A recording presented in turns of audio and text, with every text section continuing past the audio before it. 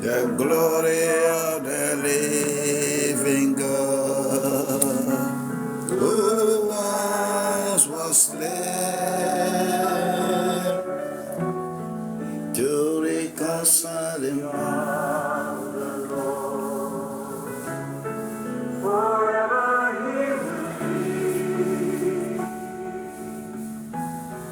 The Lamb upon the throne,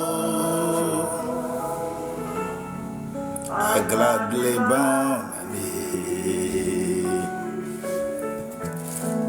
and worship you alone. I will proclaim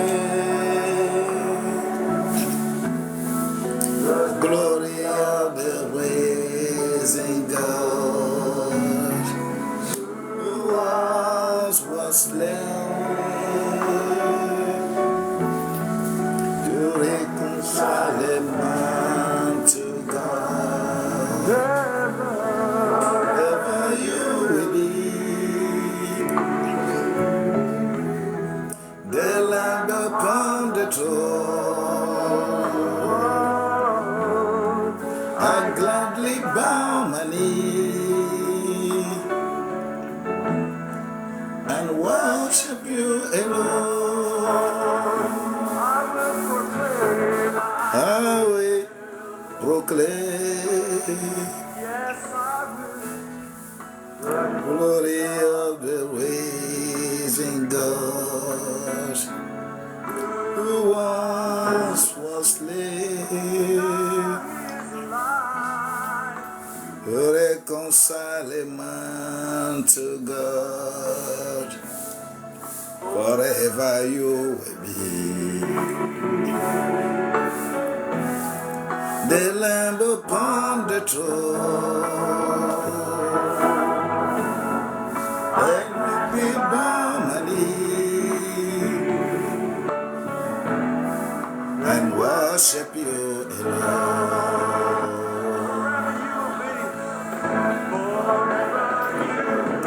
Forever you will be the Lamb upon the throne. I gladly bow my knee and worship you alone.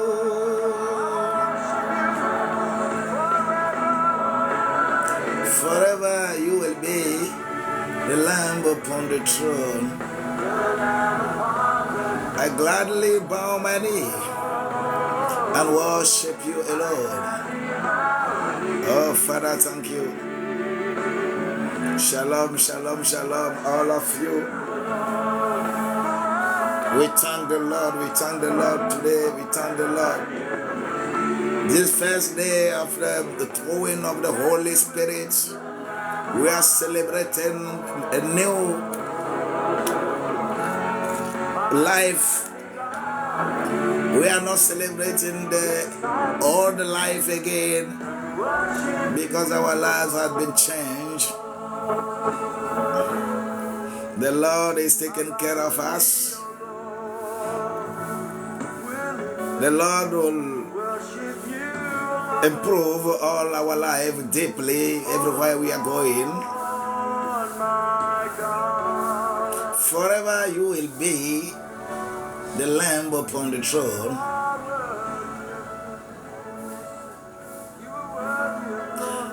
I gladly bow my knee to worship you alone. Elevating my voice to say hello to you. The life of so many persons has been changed after receiving the Holy Spirit. Oh, after receiving the Holy Spirit, your life could not be the same again. No, that is not possible. Without the Holy Spirit, there is no church. In the Old Testament, the Old Covenant, there is no church. At the time of Jesus, when Jesus was living on this earth, no church.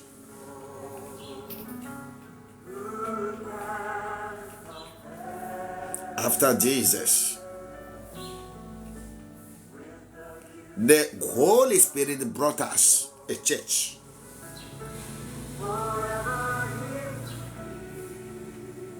Yeah. Not a man. The Holy Spirit, like a person, like a power, like a person, like your good friend. Becoming a friend to with the Holy Spirit, that is not the easy thing.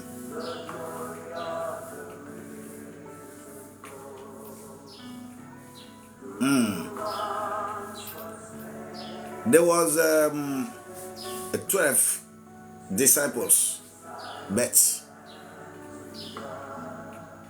all the time they are using with Jesus, going up and down, up and down. There was no Holy Spirit. They was obliged to stay at Jerusalem till that ultimate power came and their lives has changed. Thank you. Merci Seigneur Jésus. Merci Seigneur Jésus. Vous êtes bénis. Vous êtes bénis au nom de Jésus-Christ. Soyez bénis. Soyez bénis. Soyez bénis. Maya Baba Bokata. Soyez bénis ce matin. Soyez bénis ce matin.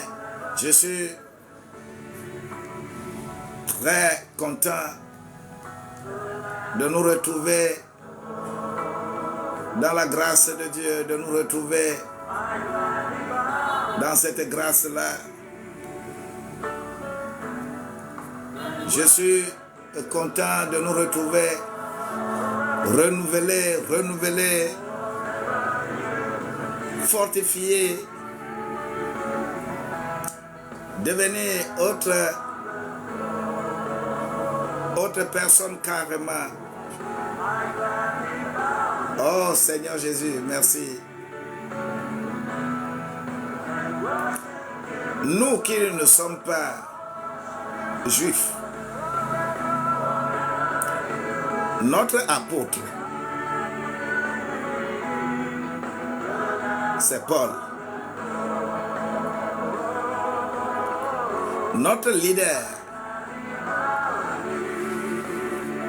celui qu'il faut suivre,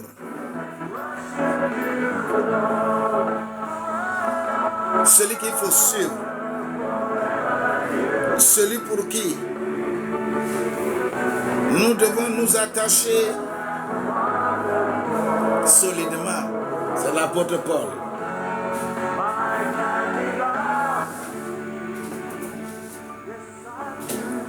Et ça me ferait beaucoup plaisir que je veux qu'on parle de l'apôtre Paul, quoi. Je veux qu'on parle de l'apôtre Paul. Je veux qu'on parle de l'apôtre Paul.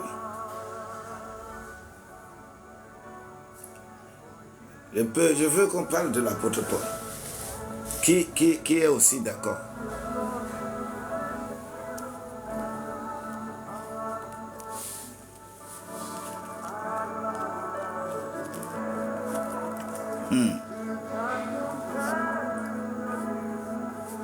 Je veux qu'on parle de l'apôtre Paul.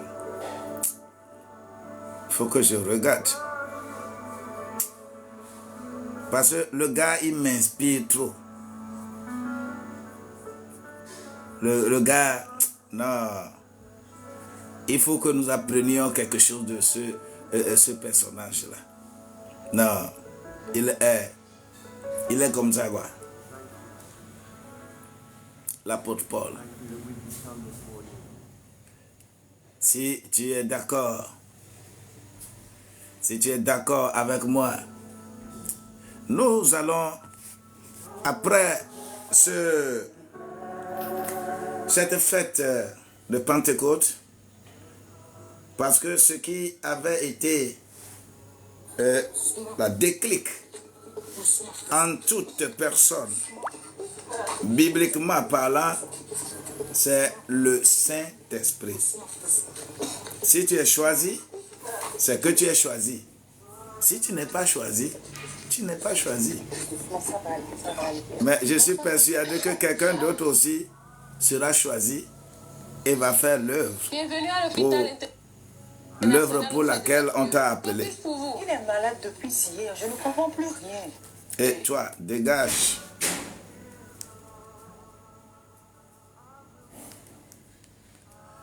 Oui, proclame.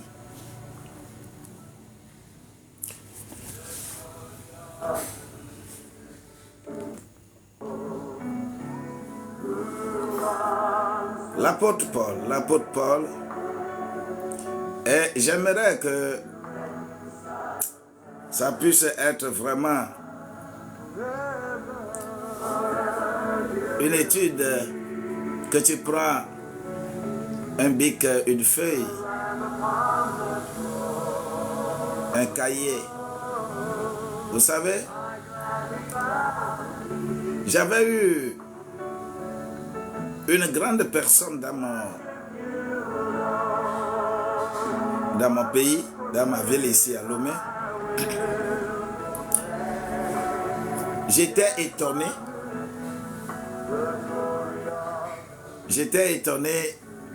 de notre rencontre. Le gars, il m'a appelé un jour, après qu'il m'ait écouté sur une chaîne de télévision. Il m'a appelé qu'il veut venir vers moi, il veut me rencontrer. Et je vous dis que je lui ai donné rendez-vous et il est arrivé. Et il est venu avec un cahier de 300 pages. Il est arrivé avec un cahier de 300 pages. Et après avoir prié, et il me prend le cahier là et dit: homme de Dieu, je suis venu pour te dire que tu fais un bon boulot. Je suis en train de te suivre. Ça fait 7 ans. Je suis en train de te suivre. Ça fait 7 ans. Et à chaque date, ce que j'ai fait, il avait acheté un cahier de 300 pages. Rien que pour me suivre, et il prenait les notes. Moi-même, j'étais étonné de revoir des messages que j'avais véhiculés il y a 7 ans.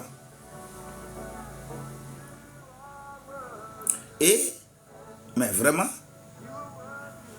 ce qui m'a conforté,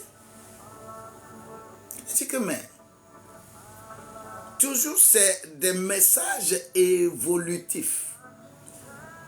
Pas des messages qui changent. Et on voit que vraiment, vous êtes appelés et vous êtes sur votre ligne d'appel.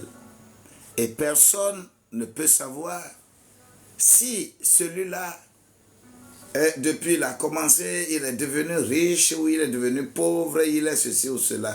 Pas de différence. Mais ça évolue positivement. Et il m'a montré le cahier de 300 pages et il fouettait page par page et dit que et à la fin de chaque année, il essaie de faire un résumé de ce qu'il a suivi lorsque je parle sur les antennes. J'ai dit, mais vraiment, il y a des gens fidèles, quoi, dans cette vie.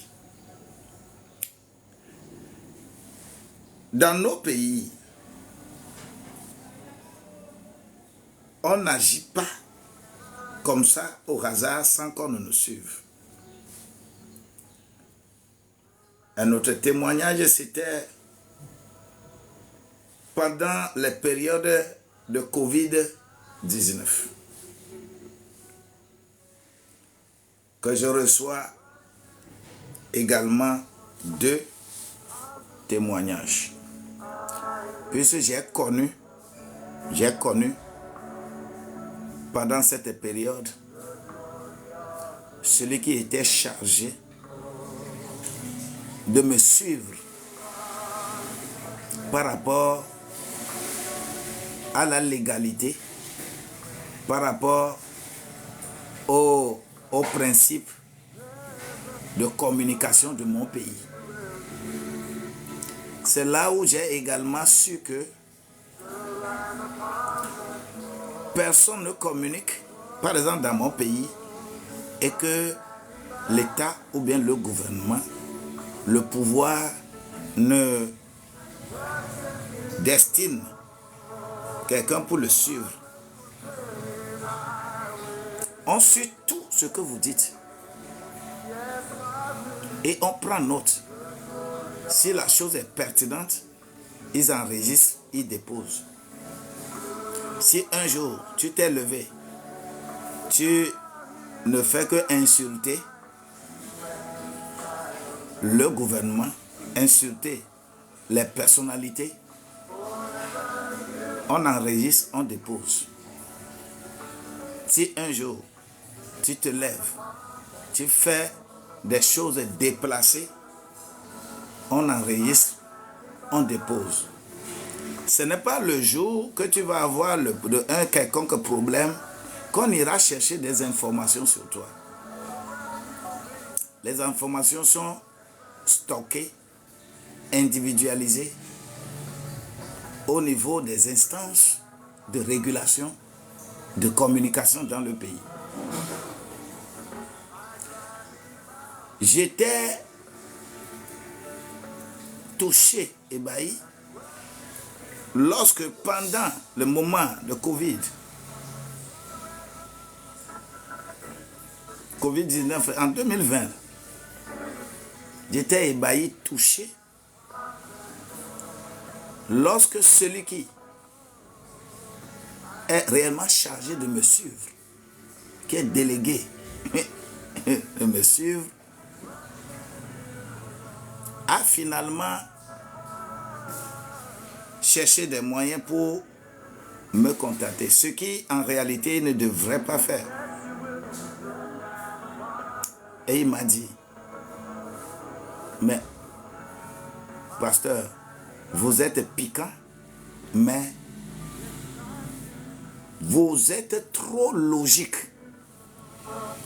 Tout message que vous véhiculez sont des messages soutenus, des messages édifiants, des messages qui apportent la correction à plusieurs. Vous savez, continuez comme ça, ne déviez pas. Et il m'a pointé un jour. Il m'a dit que est-ce que tu sais que ce message-là a fait sauter plusieurs directeurs dans mon pays? Je dis, ah bon, oh, moi je ne sais pas. C'était un message intitulé « Fuyez les indispensables, travaillez avec les utiles. » Fuyez les indispensables. Travaillez avec les utiles. Ce message de 45 minutes, après ce message-là,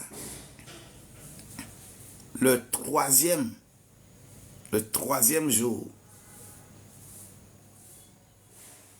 il y avait une véritable tollée dans un ministère de mon pays. Et que 17 directeurs ont été changés. Bon, moi je ne sais pas. Mais c'est le feedback qui était là. Le monde là est très fermé, mais régulé conformément à chaque espace. Si tu as un appel sur ta vie, ce n'est pas à marchander. Prie, fais développer cet appel-là. Ne regarde ni à gauche, ni à droite.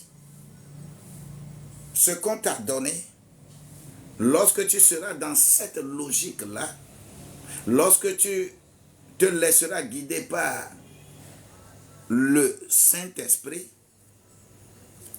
son impact va être autour de toi,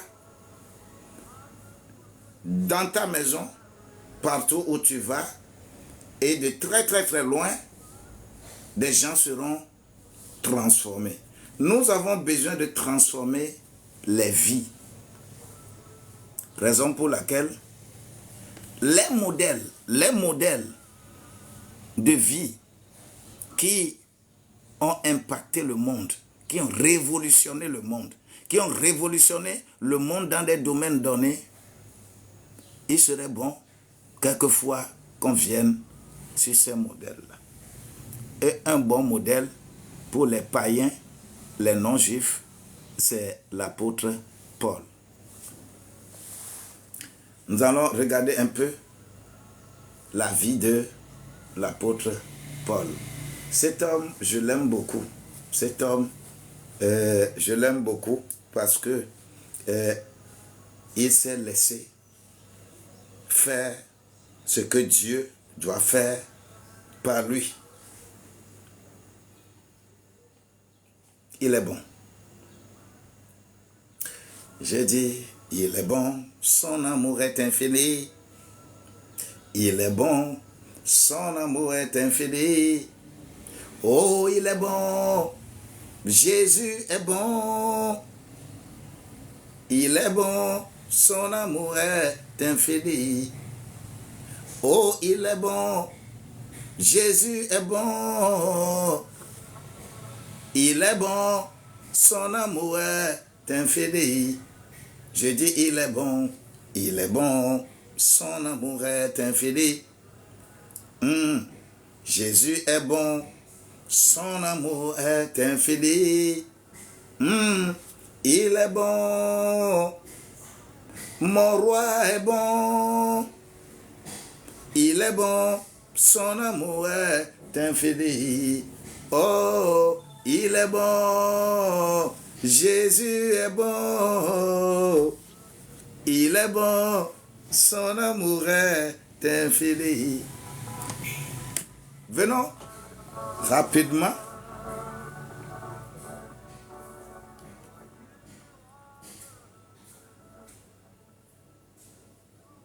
Venons rapidement, parce que je vais parler de cet homme sous deux angles.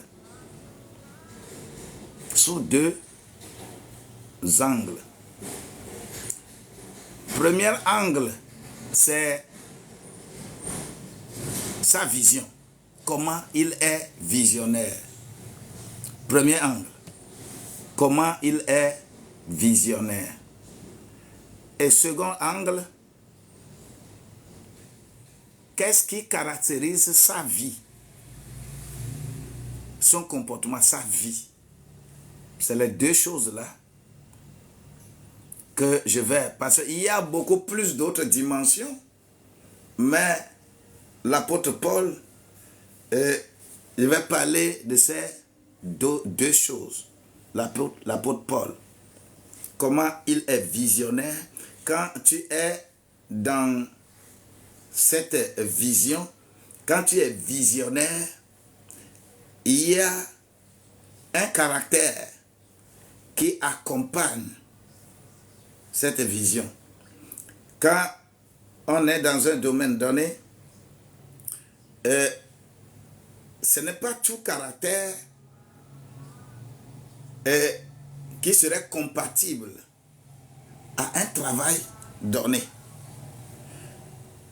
Il faut avoir le caractère qui est nécessaire dans ce domaine-là pour que l'on puisse dire que tu es dedans. D'abord, l'apôtre Paul, c'est un visionnaire. C'est un véritable visionnaire. C'est-à-dire le 7e degré, le 7e degré du leadership. C'est un visionnaire. Le 7e degré du leadership. Comme rappel, je vais rapidement dire que le premier degré, c'est manager de crise. Le deuxième degré, c'est manager paternaliste. Le troisième degré, c'est manager organisateur. Le 4e degré, c'est leader facilitateur. Le 5e degré, c'est leader intégrateur. Le 6e degré, c'est mentor partenaire. Et le 7e degré, c'est sage visionnaire. Et cela veut dire que l'apôtre Paul,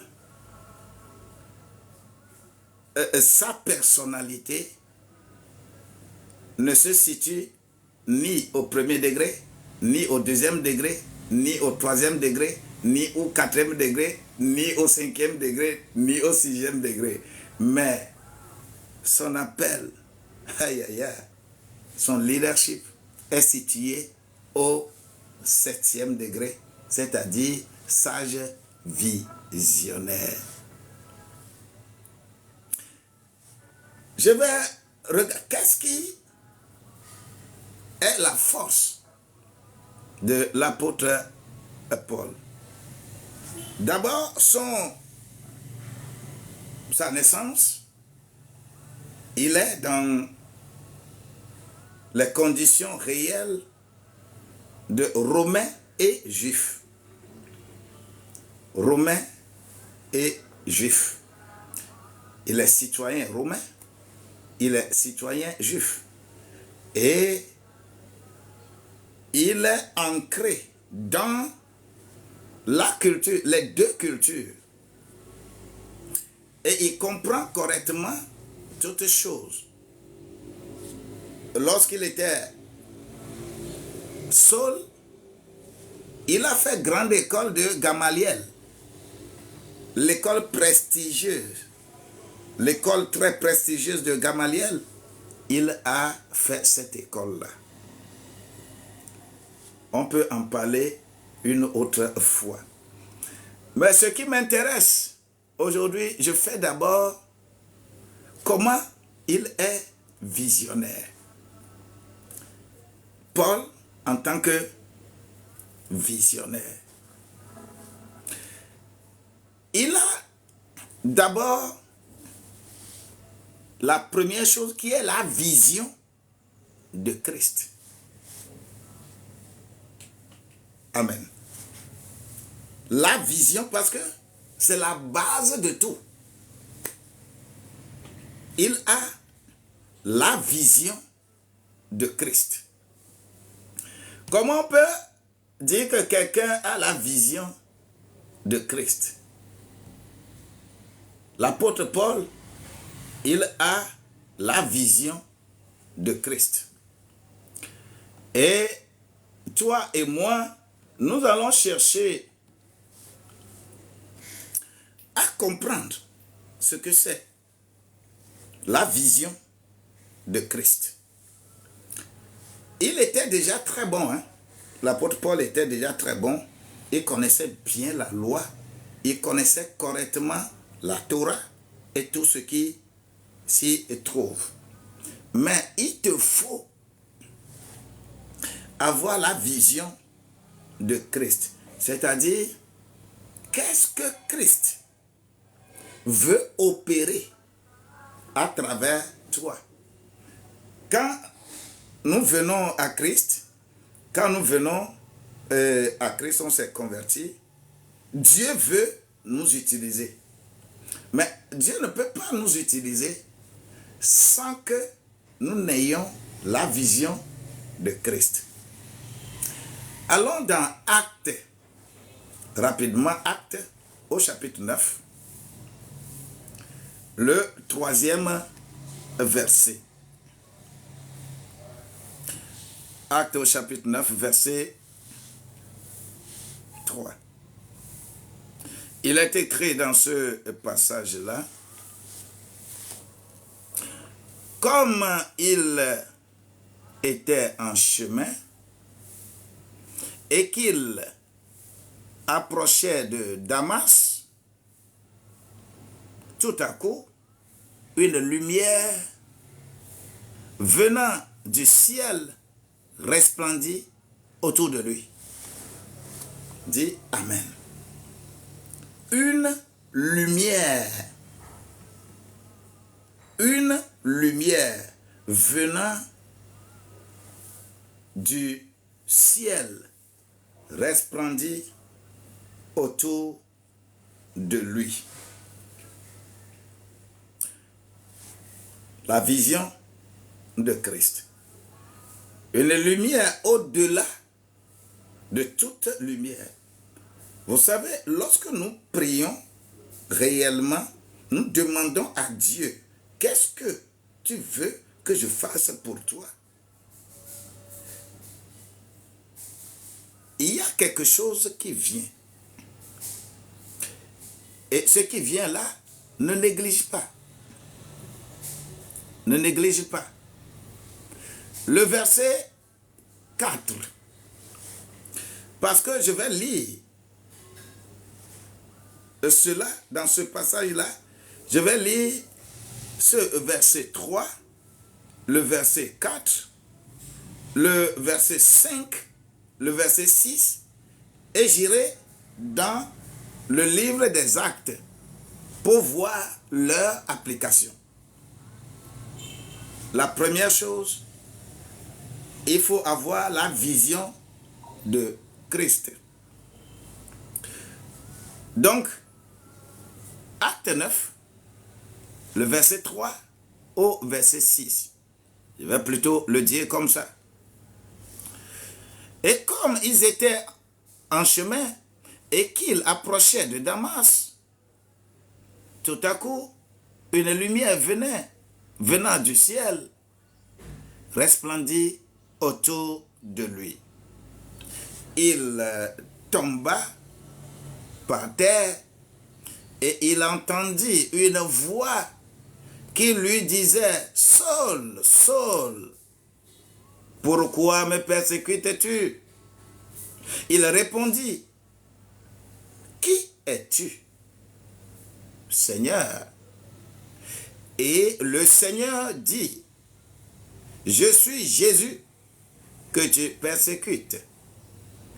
Il te serait dur de réjamber contre les aiguillons. » Tremblant et saisi d'effroi, il dit, « Seigneur, que veux-tu que je fasse? Et le Seigneur lui dit, lève-toi, entre dans la ville et on te dira ce que tu dois faire. Entre dans la ville et on te dira ce que tu dois faire. Entre dans la ville et on te dira ce que tu vas faire. Vous voyez un peu cette vision et comment cela s'est passé avec l'apôtre Paul. Si tu es dans cette vie, il faut prier pour avoir de telles rencontres avec le Seigneur. Nous allons à l'église, hein, c'est bon. Nous faisons tout, c'est bon. Mais toi, personnellement, quelle est ton utilité? Qu'est-ce que tu dois faire dans la maison de Dieu? Et que Dieu va compter sur cela et fonder un ministère spécifique sur ta vie. Parce qu'il y a trop de ministères, des milliers de ministères dans la Bible. Milliers de ministères. Ministère dans la Bible, là, ce n'est pas seulement apôtre, prophète, évangéliste, pasteur et docteur, non. Il y a des milliers de ministères. Pour te confier un ministère, pour que tu aies cette vision-là, il faut premièrement avoir la vision de Christ. C'est Jésus lui-même qui va lui dire, va là où tu vas, là. Va là. Il te serait difficile de réjamber les aiguillons.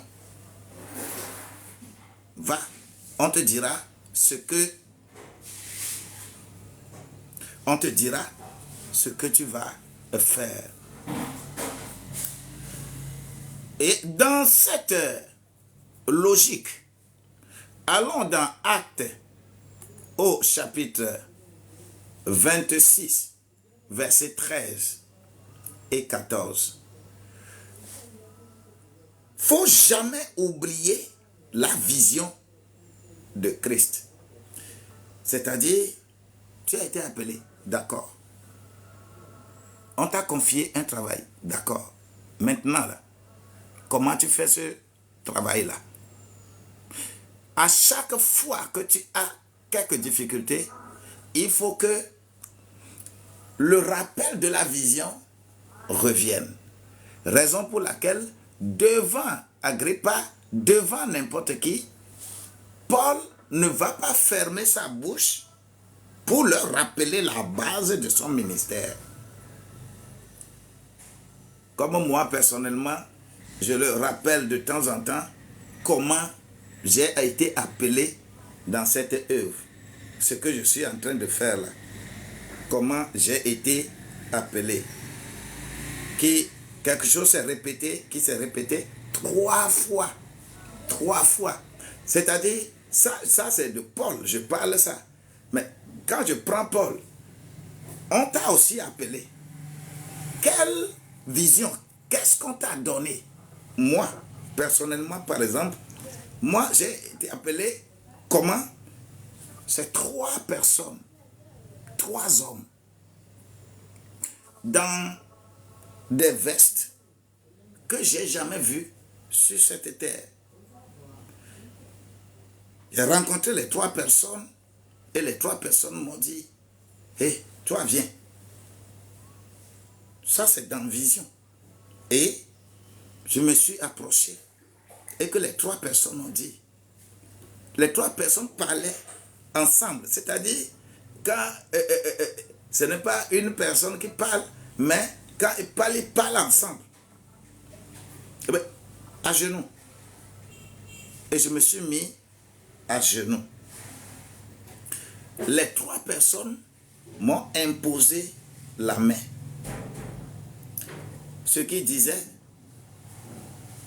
J'écoutais, mais je ne savais pas ce qu'il disait. Après avoir fini de m'imposer la main, ils m'ont dit, lève-toi. Et aussitôt que je me suis levé, je me retrouvais dans les mêmes vestes qu'il portait. Je me suis retrouvé dans la veste là. Mais la veste que je contemplais beaucoup là, et je me suis retrouvé dans la même veste que. Et qu'est-ce qu'ils ont dit? Ils m'ont dit, maintenant, va délivrer les intellectuels de leur ignorance. Souffre pour que Christ soit formé en eux.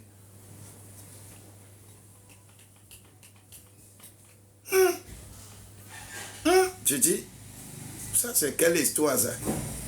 Quand je me suis réveillé, je dis c'est quelle histoire? Ça, c'est en 1994.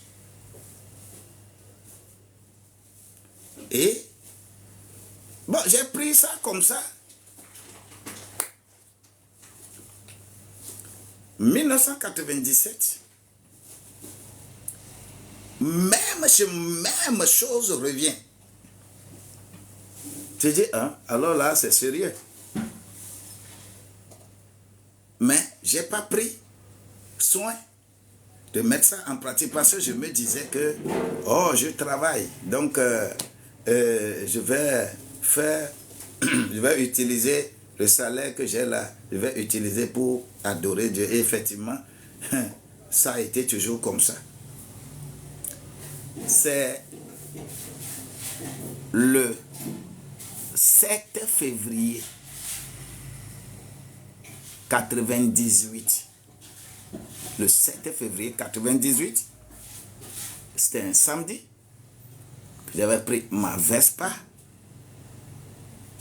pour sortir lorsque un apprenti mécanicien prend un vélo pour croiser ma route. Et j'ai fait accident. Je ne pouvais pas me lever. Et on a pris taxi pour aller dans une clinique là où j'allais. D'abord que de voir de quoi il s'agit. Arrivé là-bas, le médecin m'a demandé de faire un exercice. Je n'ai pas fait. Dit, ah, là, ça dépasse sa compétence. Il me réfère à une clinique plus évoluée, clinique de l'Espérance, à Hidranaoui. Nous sommes arrivés là-bas et on a fait radio rapidement. On a dit que ton affaire là, on ne peut même pas faire plâtre. On doit opérer. Aïe, mine de rien comme ça. Et raison pour laquelle on fait un devis. Mon pied là a pris plus d'1 600 000 en 1998. On vient, on prescrit et on m'amène au bloc pour faire l'opération. On a fait l'opération. On m'a mis dans le lit avec le plâtre. On me fait les soins. 14 jours plus tard, on me retourne à la radio pour faire, comment l'appelle-t-on, pour vérifier si tout était bien. Retourner là, on fait la radio, on revient me dire que l'opération n'a pas très bien réussi. On doit refaire. On recasse le plâtre. On me ramène au bloc. On refait l'opération. Et on me ramène dans mon lit.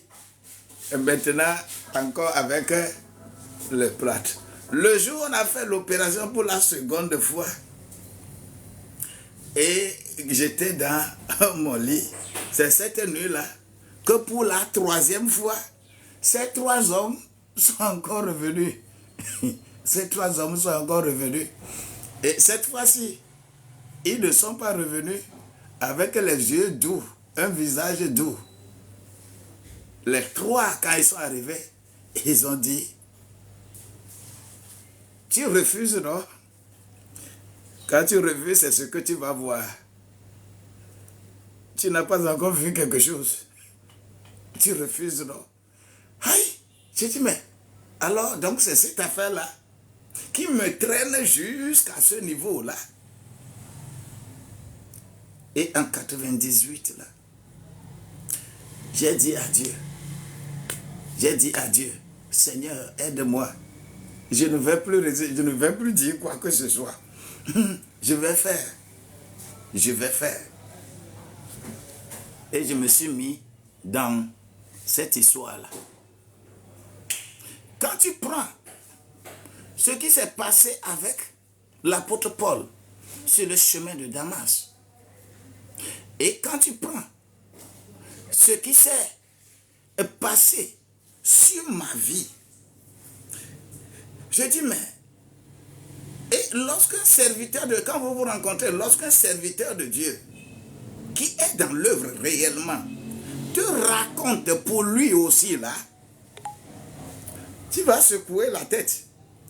Parce que tu ne peux jamais être dans cette œuvre, dire qu'on t'a appelé, et que ce n'est qu'une histoire de « Oh, moi aussi on m'a appelé », et que tu n'as aucune expérience.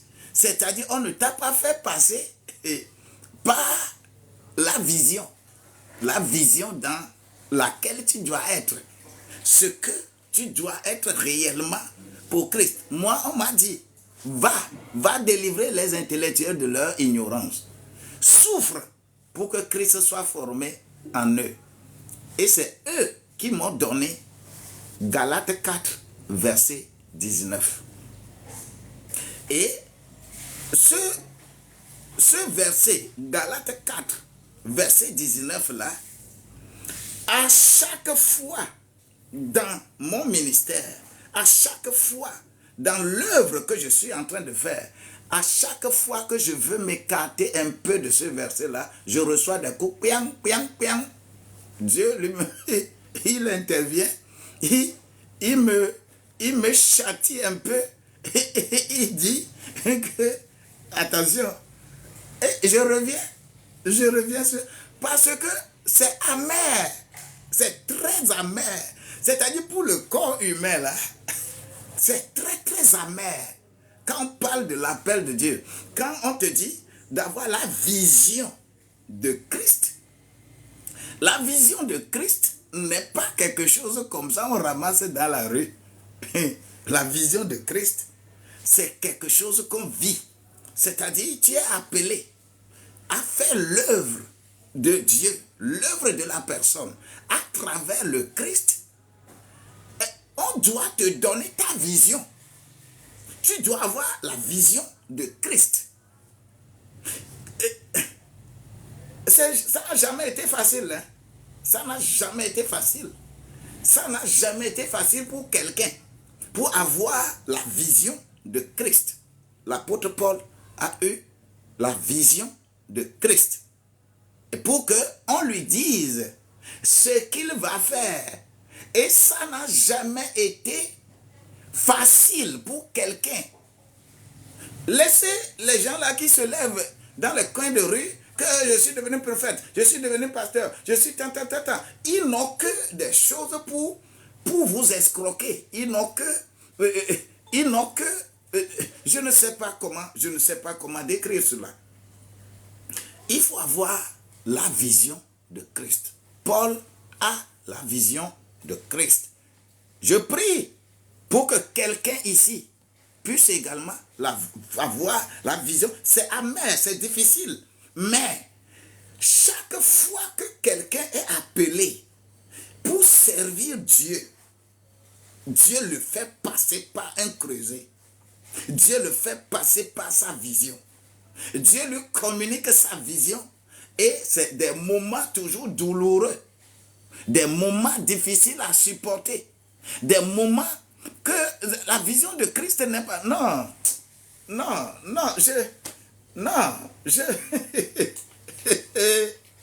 Et c'est là où vous allez voir la différence entre celui qui est appelé réellement et celui qui n'est pas appelé. Tu vas voir aujourd'hui des gens, moi, là où je suis, je ne peux jamais me proclamer que je suis évangéliste. Je ne peux pas proclamer que je suis prophète. Non. Mais je peux réclamer le droit que je suis pasteur et docteur. Je peux réclamer ce droit, même lorsque je ne vais pas dans une très grande école pour étudier.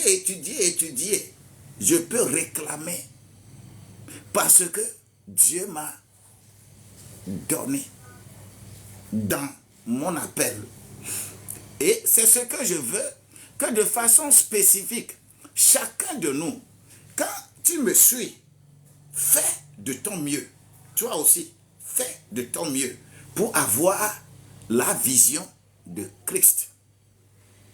Même si c'est amer, supporte. Et cette vision, ne pas te cacher dedans. Parce qu'il y aura des moments, des niveaux difficiles pour appliquer cette vision-là. Tu vas secouer la tête.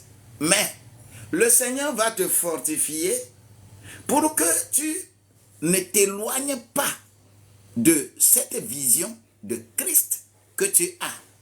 Et c'est ce que Paul va par exemple faire devant Agrippa dans Acte 26.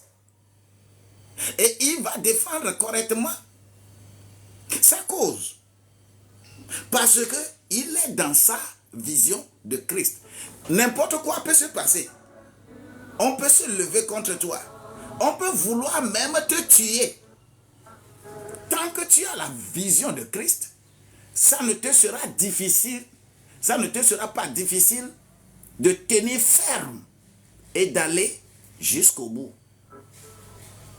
Et c'est cela que je veux de quelqu'un ici. Que la grâce de Dieu nous accompagne. Ce n'est pas facile d'avoir cette vision. Pas du tout facile d'avoir cette vision. Mais il faut l'avoir au nom de Jésus-Christ.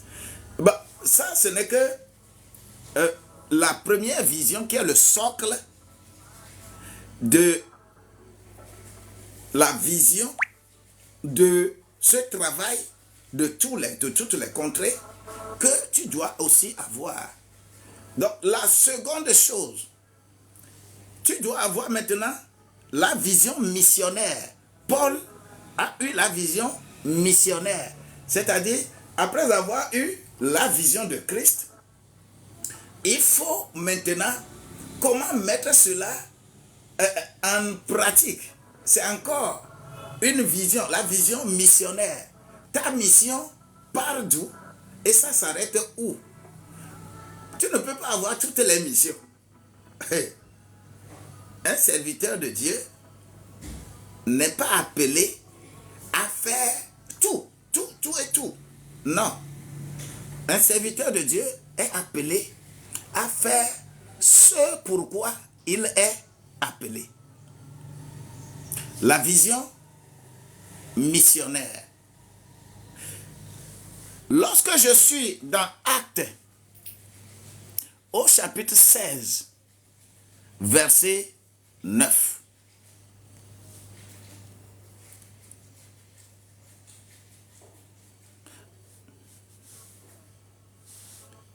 Acte 16, verset 9.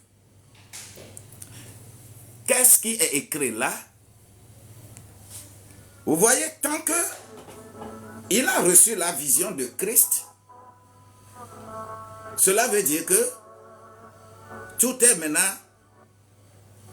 ficelé. Le verset 9 de Acte 16. Je lis.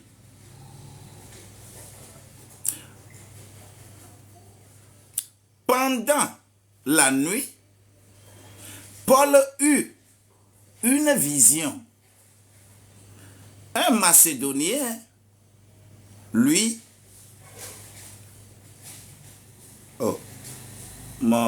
attention.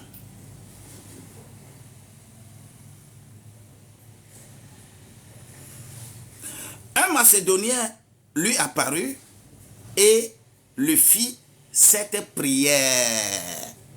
Passe en Macédoine, secours-nous. Passe en Macédoine, secours-nous. Clair. La vision missionnaire. Vous savez, ce travail que nous faisons, on ne se lève pas pour aller n'importe où et n'importe comment. Je vais encore également rappeler ceci.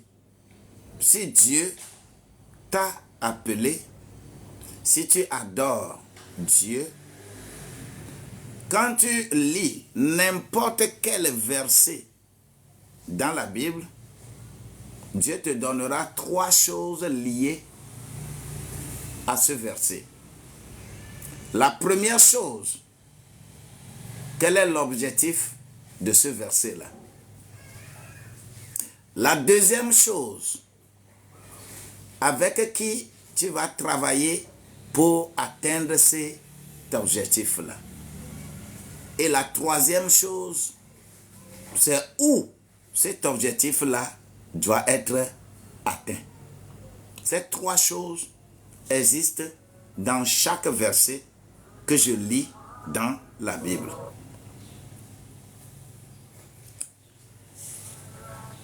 Lorsque la nuit venue,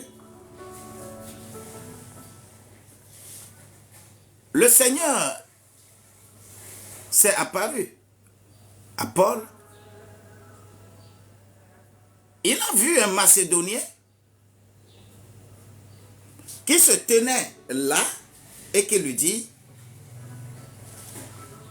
il priait que passe à Macédoine et secours-nous. Secours-nous. Et lorsque tu as une telle vision, est-ce que tu pourras résister? Tu pourras rester sans partir? Ça, c'est la vision missionnaire. Donc, après la vision de Christ, Christ te confie une mission. Et c'est cette mission-là que tu es en train d'exécuter. Moi, l'année passée, j'avais d'énormes défis à l'église. Ces défis-là, mon cœur était dépassé. Je ne savais pas quoi. Moi, j'ai programmé, amener toute l'assemblée sur la montagne pour faire au moins 3 jours. Lorsque je programmais cela pour partir, c'est moi-même qui programmais, cherchant des solutions pour apporter quelque chose à ce défi que j'ai. Et la nuit venue, je m'endors, le Seigneur se présente. Il dit, laisse-les. Il faut faire live TikTok pour moi. Laisse-les. Il faut faire live TikTok pour moi. Vous voyez un peu ce que je suis en train de faire comme live ici là. Je ne me suis pas levé comme ça parce que moi aussi, les gens sont en train de faire TikTok. Que moi aussi, je vais faire TikTok. Non. Non. Non. C'est dans la vision. C'est dans ce que le rôle qu'on t'a donné. Comment tu dois administrer, comment tu vas faire. Tu ne peux rien. Ce défi-là, Dieu a changé. Le Seigneur a changé. La vision a changé. A dit qu'il y a des gens plus importants qui ont besoin de toi. Laisse-les. Fais-moi live TikTok. J'avais le compte TikTok. D'accord. Mais je n'étais pas dans ces histoires de live. Non. Mais cette déclic qui est arrivé, je nous dis ici, vous qui me suivez ici, ce n'est pas un hasard. Si un Macédonien est venu priant, demandant à Paul de venir les secourir, Dieu a aussi choisi des gens qui ne pourront pas être secourus d'une manière ou d'une autre ailleurs que par TikTok là, que les gens dédaignent. Les gens disent que, oh, que là-bas là, c'est les bandits, la comédie, les tant, d'accord. Et quand j'ai eu cette vision et que j'ai dit que on ne va plus aller 3 jours quelque part, Dieu m'a dit de lui faire TikTok à l'église là. Les gens ont ri. Les gens disent, oh, qu'est-ce que le pasteur vient dire encore? On a demandé, tu as programmé aller sur la montagne prier avec les gens. Oh, et que tu viens là, que tu dis que c'est TikTok. Hey, c'est bizarre. C'est bizarre pour plusieurs. Que, oh, pasteur veut faire maintenant TikTok. Pasteur veut maintenant faire TikTok. Il ne veut pas. C'est-à-dire la vision de Christ et la mission qui te soit confiée, ce n'est pas un hasard. Dieu intervient toujours et il va te téléguider dans cette vision missionnaire que Paul a eue. Voilà, on l'a appelé à Macédoine. Moi là, à un moment donné, on peut en multiplier.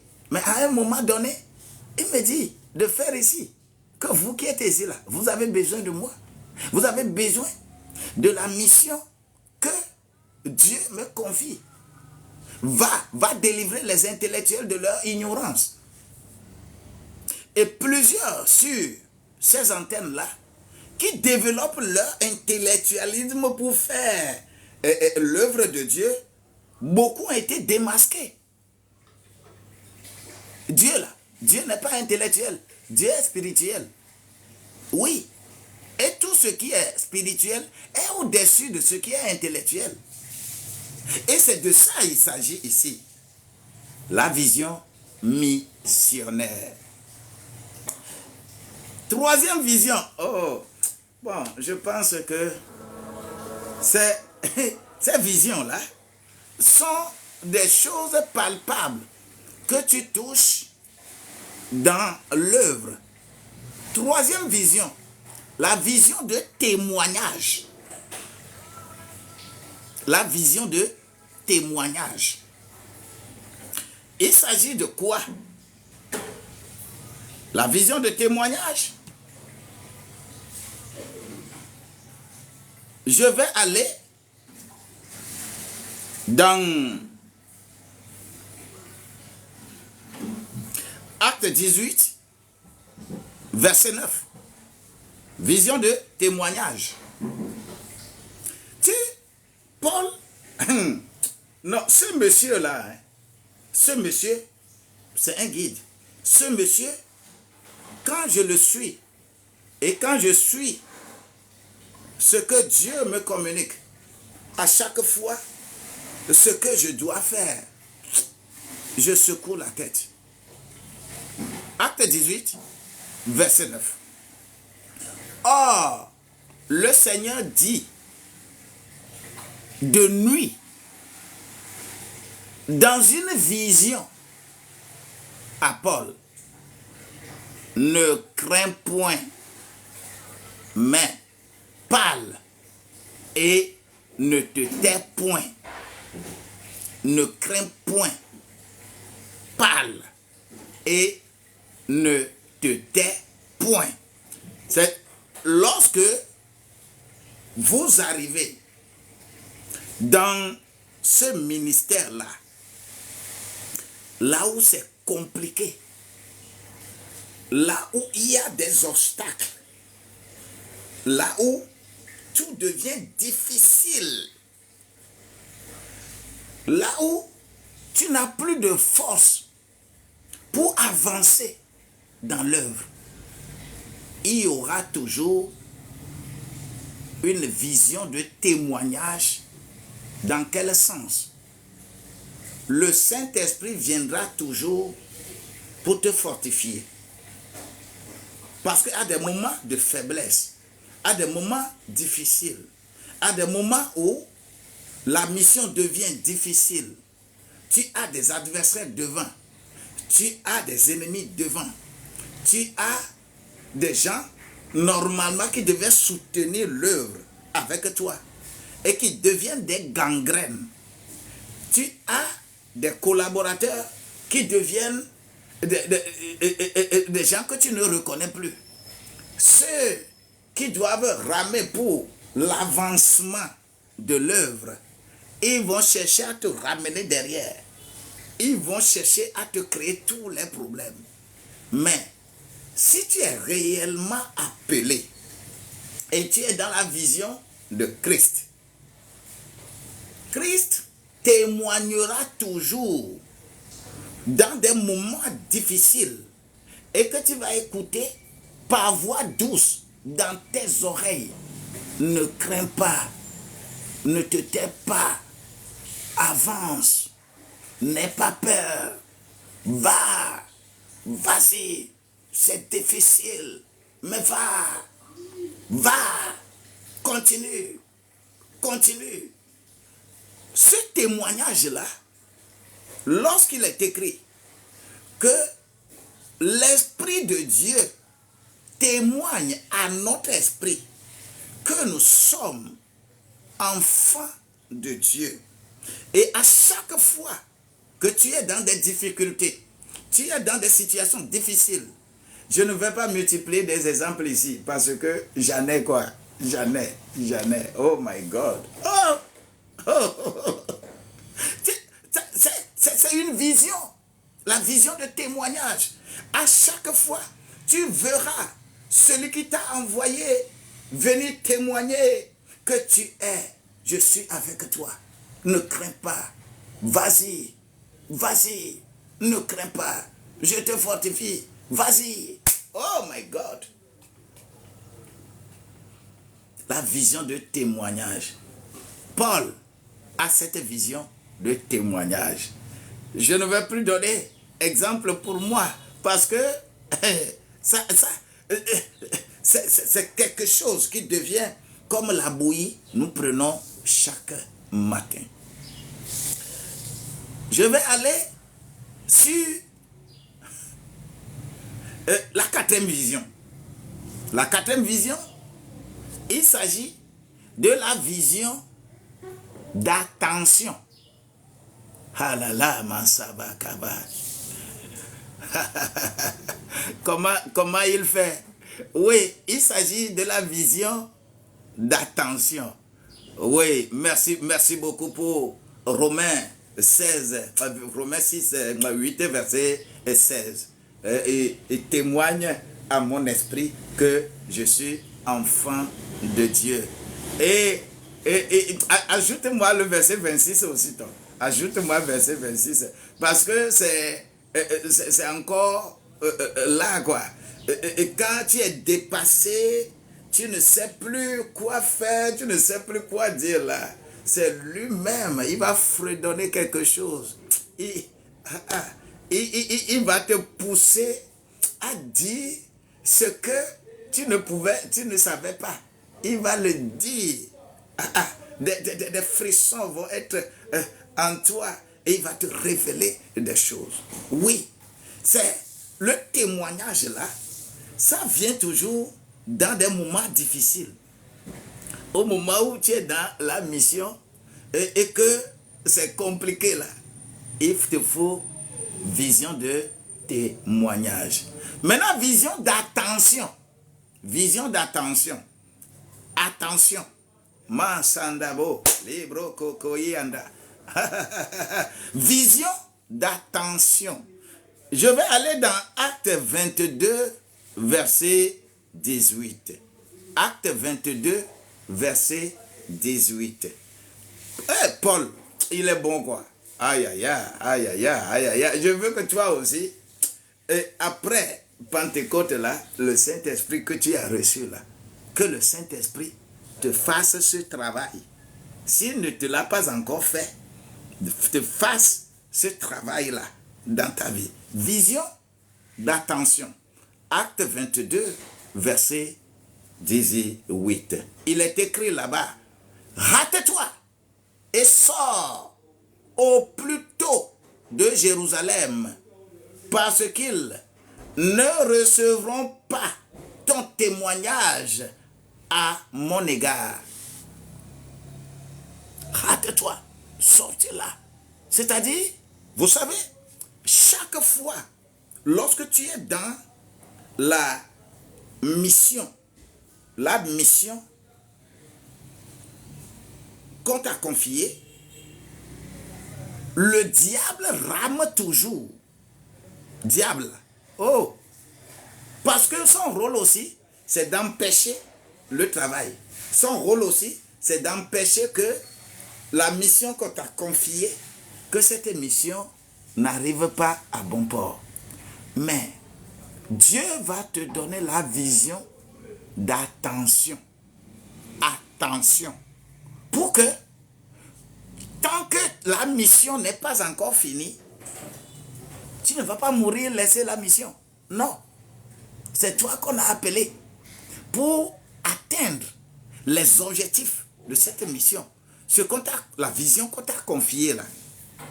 Dieu ne va pas laisser que les gens viennent détruire ta vie ou détruire quelque chose concernant la mission.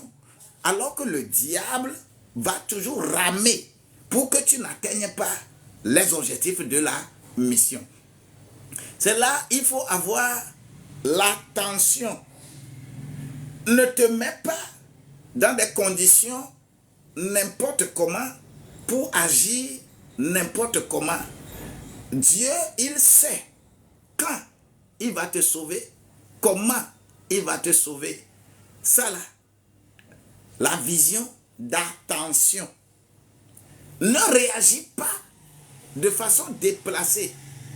Ne réagis pas n'importe comment, mais sois dans ta vision et sois attentif. On peut dire, ça là, on dit ça à plusieurs fois, à plusieurs, mais nous n'écoutons pas. Rate-toi, sors de Jérusalem, quitte ici, rapidement, lève-toi ici, quitte. Jésus lui-même, lorsque les gens veulent faire de lui quelqu'un pour l'établir roi, il fuit. Parce que ça là va gâter sa mission. Il a fabriqué paix aux gens, les gens l'ont poursuivi, les gens veulent le prendre pour mettre que, oh, que tu es notre roi, tu es notre roi, tu es notre roi. Il fuit parce que ça là va gâter sa mission. Aujourd'hui là, nous là, on est là, c'est les gens comme ça qui nous entourent tous les jours et nous sommes devenus Dieu pour eux alors que on est un instrument qui véhicule la parole, la puissance de Dieu pour eux. Attention, il intervient toujours. Aïe, ici, je vais te donner ce bref témoignage me concernant. Je prends le chemin pour aller à Accra. Je devrais aller prendre visa pour aller en Corée du Sud. Ça là, je parle de 2015. Et j'arrive à Flaou, je prends toujours le harika et je loue. tu vas, on fait toutes les courses, on te ramène, comme c'est dans la même journée. On arrive à Sogakope.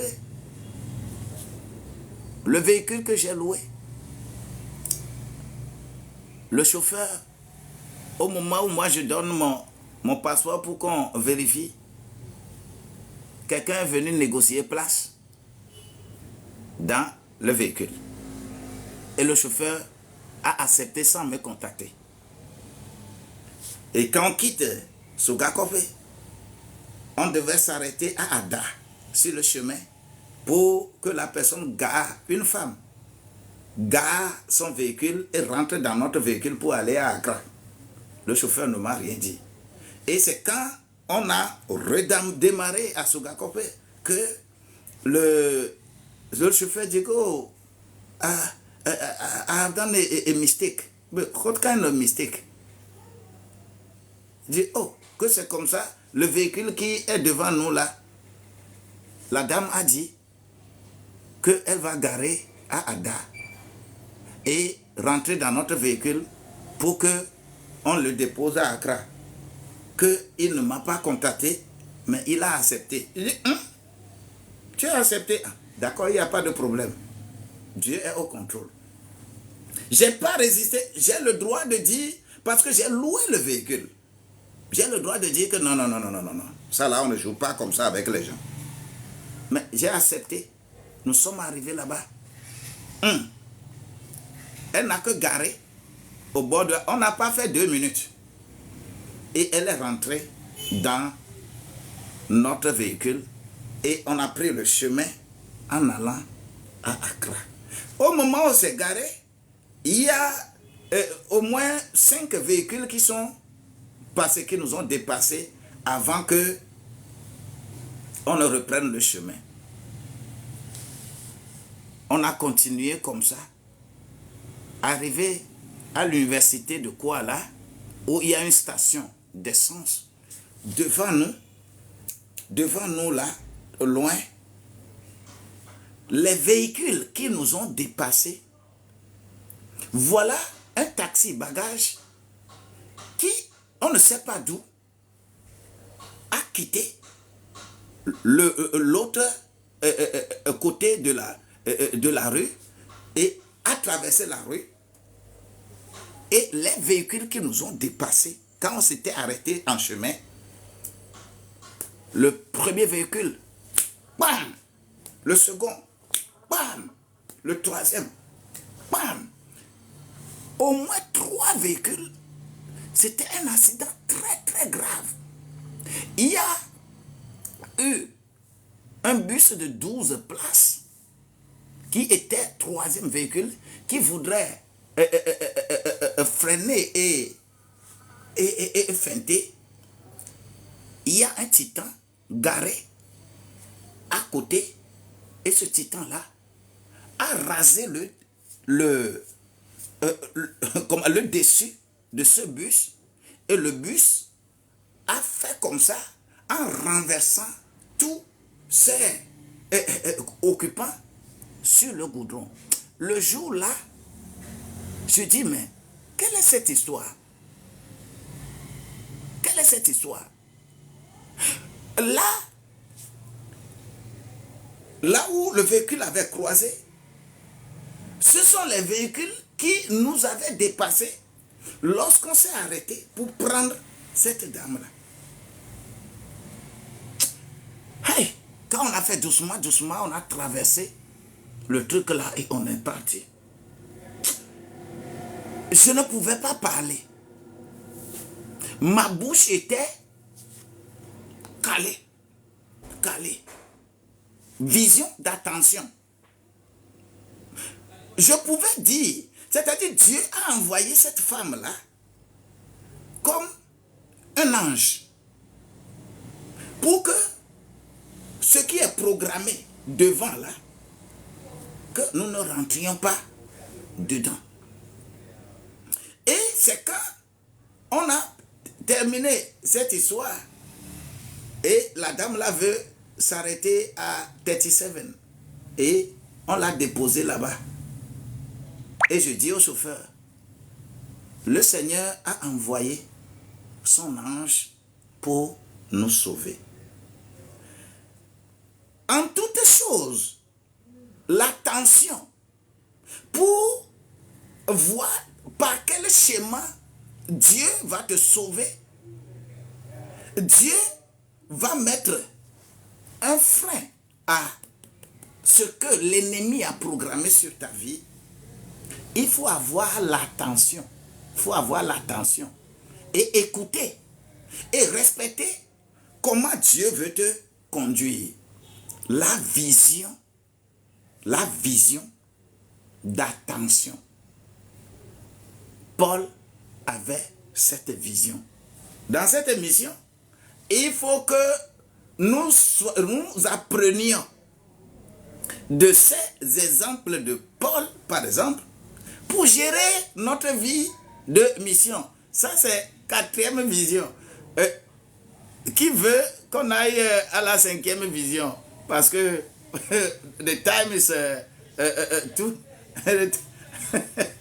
Les visions sont beaucoup, hein? Les visions sont beaucoup. Ce sont des visions. Ce sont des visions dans l'œuvre. Et quand tu es dans l'œuvre, réellement Dieu t'a appelé à faire quelque chose de spécifique, tu dois avoir ces visions-là. Vision d'attention. Vision du travail dans la capitale du monde. Paul a eu vision de travail dans la capitale du monde. Paul a eu vision de l'encouragement dans la tempête. Quand tu es dans la tempête, on vient t'encourager. Paul a une vision du paradis. Parce que lorsque tu fais ce travail-là, quand tu le fais bien, là où tu iras après la mission-là, on va te montrer cela. Paul a eu toutes ces divisions, ces visions-là.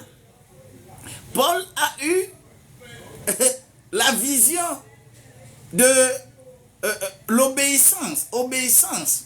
C'est-à-dire, c'est aussi une vision de l'obéissance. Tu dois obéir. Paul a eu aussi cette vision. À chaque fois, c'est d'importantes visions que nous avons. Vous ne pouvez pas faire ce travail et servir Dieu sans vision. Tu es visionnaire et tu dois l'être. Je veux que chacun de nous puisse avoir l'élément qui le dirige.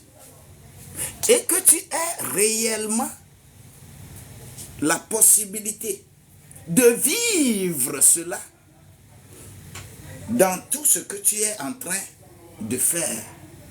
Paul est visionnaire. Alléluia. Je veux que quelqu'un soit visionnaire ici. Je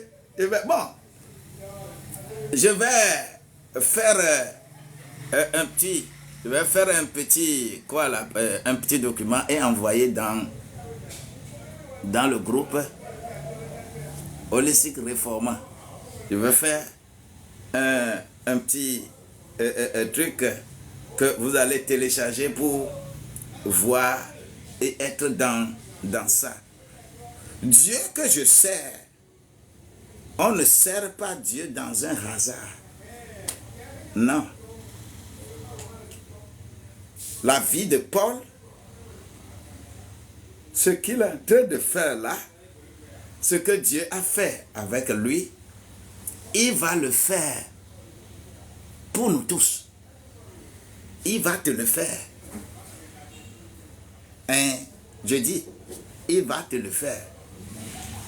Donc, cette semaine-là, je voudrais que quelqu'un se remodèle, que quelqu'un soit dans une moule de remodelage, que je sois remodelé. Si je suis une pierre qui n'est pas nécessaire pour cette construction, que le Seigneur me coupe certaines parties et pour que je sois réellement dans le moule là et que la grâce de Dieu soit avec nous. C'est-à-dire quand je lis des choses comme ça, quand je parle des choses comme ça, je me retrouve, je suis dedans quoi. Je suis dedans. C'est-à-dire à chaque niveau, je me retrouve dedans parce que Dieu, c'est-à-dire, je ne sais pas comment l'exprimer, mais c'est comme c'est de moi on parle. C'est comme, c'est comme ça. On ne parle pas de quelqu'un d'autre parce que Dieu t'a donné également une mission et que tu dois accomplir. Et cette mission-là, si toi, tu n'en as pas encore, tu n'as pas encore eu une mission et que tu es là seulement, tu fais les choses, laisse-moi te dire que ce n'est pas nécessaire que tu adores même ce Dieu-là. Dieu est pratique, Dieu n'est pas religieux. Si on t'a donné la mission d'être un très bon commerçant, Dieu va toujours tracer les chemins conformément à cet appel. Raison pour laquelle il n'y a rien que tu puisses faire sur cette terre et que tu vas dire que ce n'est pas un ministère. Tout est ministère. Hein? Toi, tu as le ministère de couturière, par exemple. Tu as le ministère de coiffeur. Toi, tu as le ministère de forgeron, de mécanicien, de menuisier, de charpentier. Tu as le ministère de... Je ne sais pas. Le domaine dans lequel tu es. Tout ça là sont des ministères. Il y a le ministère de leadership et le ministère de management. Les deux marchent. Leader donne délégation de pouvoir au manager et que tout baigne bien. Quand tu limites les ministères aux 5 ministères seulement dans la Bible, que ça c'est ministère, non. La vie là, le ministère, c'est le monde qui en bénéficie. C'est le monde qui en bénéficie. Le monde dans lequel tu es là, c'est le monde là qui en bénéficie. Et tout ce que tu fais sur cette terre, ton métier, c'est un ministère. Toi aussi, tu dois prier pour que Dieu te donne la vision de ce ministère-là. Que Dieu te fasse réussir dans cette mission-là. Et tu seras un symbole d'admiration pour plusieurs. Et tant que tu seras symbole d'admiration pour plusieurs, l'argent ne tardera pas à venir. Parce que tu as accompli d'abord ce qui est spirituel dans ce ministère-là. Et que Dieu va être dedans. Dieu va te faire des exploits. Ne négligeons pas notre vie par rapport à la mission que Dieu nous a confiée. Et c'est comme ça dans toute la Bible. C'est comme ça dans toute la Bible. On a appelé tout le monde, on leur a donné ministère. Aucun ministère n'est supérieur à un autre. Le ministère est attaché à toi pour que nous puissions avancer et faire quelque chose de bon. Et il faut avoir la vision de ce ministère-là. Vous voyez comment Dieu lui-même, il a fait pour Jésus là. Vous voyez comment celui qui va être le père adoptif de Jésus sur la terre. Vous savez pourquoi il est menuisier? Pas n'importe quel menuisier, mais il est charpentier. Pas menuisier qui fabrique des chaises, hein? mais charpentier. Dieu va choisir ce Joseph-là par rapport à ce ministère qu'il a déjà sur la terre. Et ce ministère, c'est être charpentier. Pour symboliser quoi? Pour symboliser Jésus, qui est le temple, qui est le bâtiment, et que celui qui comprend, connaît les qualités du bâtiment, celui qui est charpentier, que c'est de lui que Jésus va venir. C'est lui que les gens vont voir sur la terre, qu'il est son Père. Vous voyez un peu? Et c'est ça le principe. C'est ça que Zacharie au chapitre 10, verset 4 a dit. C'est prédit. C'est prédit que celui qui est notre sauveur là, il viendra par l'œuvre d'un menuisier. D'un menuisier. Et menuisier, c'est les menuisiers qui ont la qualité de faire quoi? De crucifier Jésus. Comment on va crucifier Jésus? Comment on va faire les deux mains comme ça et faire pam, pam, pam, pam, pam, pam, pam, pam. Et que la tête sera là et que ça va être un bâtiment couvert comme ça. C'est ce qui est écrit dans Zacharie au chapitre 10, verset 4. Que c'est l'œuvre d'un menuisier. Raison pour laquelle l'enfant Jésus, auprès d'un père biologique, qu'on va considérer comme étant père biologique, doit être un menuisier. Et c'est l'œuvre de menuisier là qui qualifie Joseph pour être le papa. C'est pour te dire que tout ce que tu fais sur cette terre, c'est un ministère. C'est un ministère.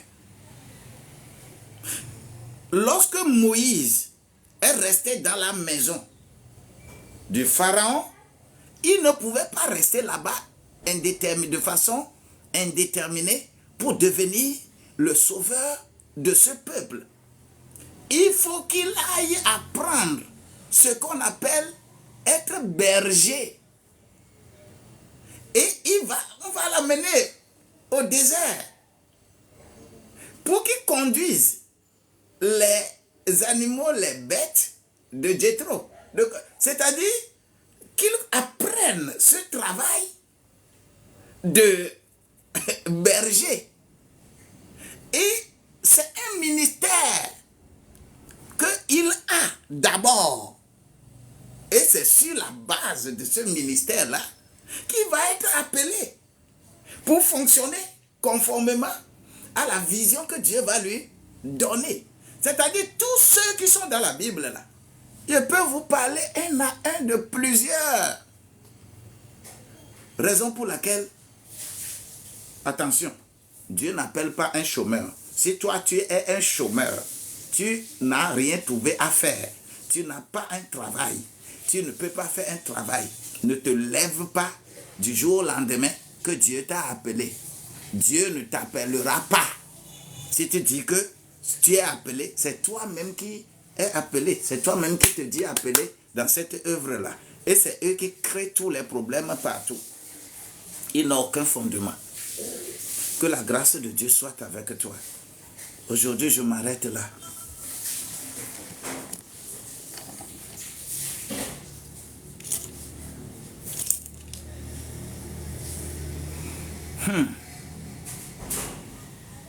Great prayer.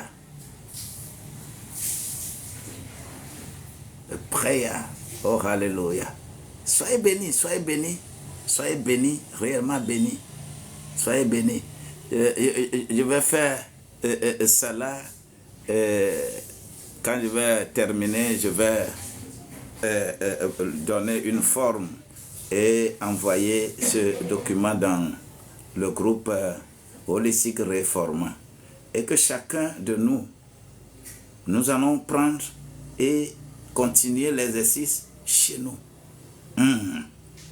Soyez bénis. Moi, je veux, ce lundi de Pentecôte là, que ça soit fructueux, que ça soit fructueux pour toi. Oui. Et que la bénédiction coule dans ta maison. Que quelqu'un soit encore remodelé et que quelqu'un soit dans la logique réelle de la vision qu'on lui a donnée. Le ministère qu'on te confie. C'est une grâce. C'est une grâce. Ne cherche jamais à imiter quelqu'un. Demande pour toi aussi. Moi, je ne suis pas toi. Toi, tu n'es pas moi. Mais tant que Dieu peut te mettre dans une ligne donnée et te donner la vision concernant cette ligne-là, si tu respectes, il va évoluer avec toi, avec toutes les visions attachées à la chose. Tu seras meilleur dans ton domaine. Écoute bien, suis bien, tu seras meilleur dans ton domaine. Dis, je suis meilleur dans mon domaine. Et fais cette proclamation sur ta propre vie. Et Dieu que j'adore est un Dieu fidèle. Il rétribue à chacun ce qu'il mérite. Sois dans l'allégresse parce que Dieu est bon pour toi.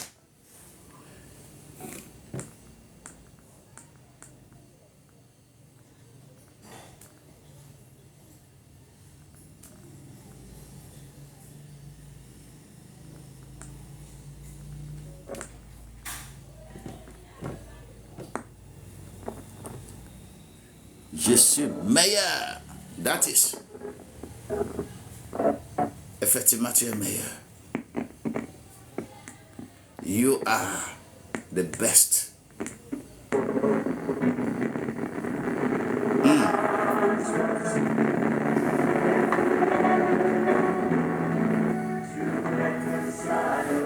You are the best. You are the best. You are the best. You are the best. God bless you more and more. All of you, the Lord is taking care of you. Viviane, God bless you so much. Sois bénie, encore bénie, au nom de Jésus-Christ. Laura, sois bénie. Belbio, sois bénie. Martial, sois bénie. Mélanie, Amemavo, sois bénie, sois bénie.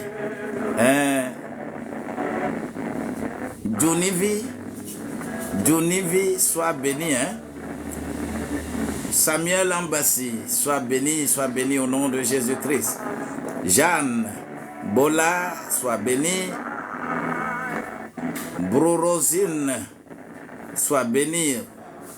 Richardo Telate KDCB, la grâce de Dieu est avec vous. Soyez bénis, soyez bénis, soyez bénis. Soyez richement bénis. Chantal Coury, sois béni. La bien-aimée de Dieu. Que le Seigneur active réellement tout ce qu'il faut pour sa gloire. Oui. Bafou Rawa. Bafourawa, sois béni, sois béni. Oui. Fraîche Montana. Sois béni au Marielle Grâce Eline. Soyez béni. Sili Yatiban. Sois béni. Nicole Argueta. Sois béni. Toziri Louré. Tout est bon. La grâce de Dieu demeure sur notre vie. Je prie que chacun ait sa vision. Que chacun ait la grandeur que Dieu a déposée sur sa vie. Oui, Kalsirek, sois béni, sois béni. Sambo Wazoko, soyez bénis. Estelle, Iniva, vous êtes nombreux. Fofana Côte, Sidika, Touala Tipo, soyez bénis, réellement bénis. Djibril, que le Seigneur soit avec toi. Aminou Rassandido. Le nom est long, difficile, mais le Seigneur te connaît. Il te connaît. Au nom de Jésus. Sarah, sois bénie. Fatih, sois bénie. Ouais, Mr. Pagnol, sois béni. Soyez bénis. Soyez bénis. Vous êtes nombreux. Soyez bénis. Que la grâce de Dieu vous accompagne. Demain à 6 heures. Demain à 6 heures. Nous allons faire ce qui caractérise Paul afin que Paul soit dans ce ministère et qu'il a pu réussir le ministère. Ce qui le caractérise. Et qu'est-ce qui te caractérise toi? La grâce de Dieu sera avec nous et nous irons de gloire à gloire. Tapiko, sois béni. Alidor, Ronel, oui, Mathilda, soyez bénis, Roland, soyez bénis. Madeleine, soyez bénis, vous êtes nombreux, que le Seigneur vous fortifie ce matin. Donc ça fait demain matin, nous irons encore de gloire en gloire et nous allons voir ce que c'est, ce qui caractérisait Paul, et Paul a réussi sa mission. Toi aussi, ce qui te caractérisera, que le Seigneur sera avec toi. Mais avant qu'on ne tombe à demain matin, je vais quand même faire ce truc à envoyer dans le groupe holistique Réforma, et vous pouvez prendre cela là-bas et suivre demain matin lorsque nous allons avancer pour demain matin. Soyez bénis.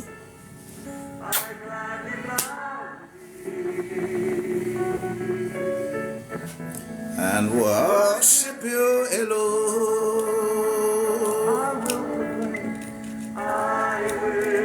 Et proclaim the glory of the risen God. Once was slain to reconcile a man to God. Ever you will be the Lamb upon the throne.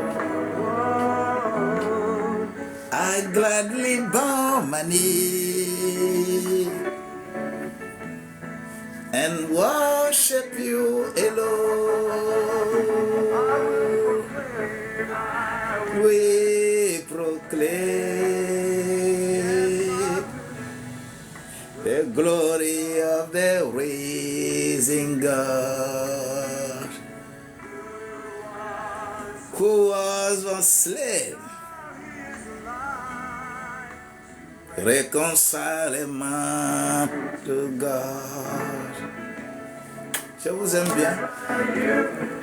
Je me préfère à ce moment pour d'autres choses. Un beau pont de trop.